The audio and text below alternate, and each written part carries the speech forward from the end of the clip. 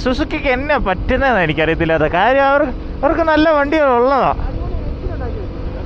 ആ, നല്ല വണ്ടി, നല്ല എഞ്ചിനും ടെക്നോളജി എല്ലാം ഉള്ളതാടാ. പക്ഷേ എന്തുകൊണ്ടോ ഇതിൻ്റെ അകത്തെല്ലാം ഒരു കോമൺ ഫാക്ടർ ഉണ്ടാ.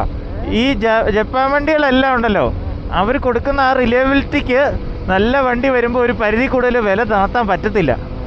അതാ, നീ ശ്രദ്ധിച്ചിട്ടുണ്ടോ? ഇപ്പോൾ യമഹ ആണേലും ആകെ അവരുടെ കയ്യിൽ ഈ 155 ഉള്ളൂ. ഇപ്പോൾ R3 ഉണ്ടെന്ന് പറഞ്ഞാലും 5 ലക്ഷം രൂപയ്ക്ക് R3 ഇപ്പോൾ പുതിയ മോഡൽ വന്നിട്ടും വലിയ ആൾക്കാർക്ക് താല്പര്യമില്ല. കാര്യം ഓപ്ഷൻസ് വേറെ വരിക. അതാ ഹോണ്ടയ്ക്കാണേലും കണ്ടോ, കമ്പ്യൂട്ടർ സെഗ്മെൻറ്റിലേ വണ്ടിയുള്ളൂ.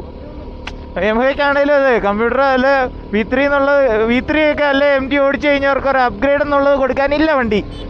ഹോണ്ടയ്ക്കില്ല, സുസുക്കിക്കും ഇല്ല. അതാണ് അതിൻ്റെ അകത്തെ കേസ്. അത് ഇന്ത്യൻ ബ്രാൻഡിനെ പറ്റുള്ളൂ. അത് ബജാജ് ഇന്ത്യൻ മാർക്കറ്റിൽ കിടന്ന് കളിക്കുന്ന പോലെ അവന്മാർക്ക് പറ്റത്തില്ലാതെ വരുന്നുണ്ട്.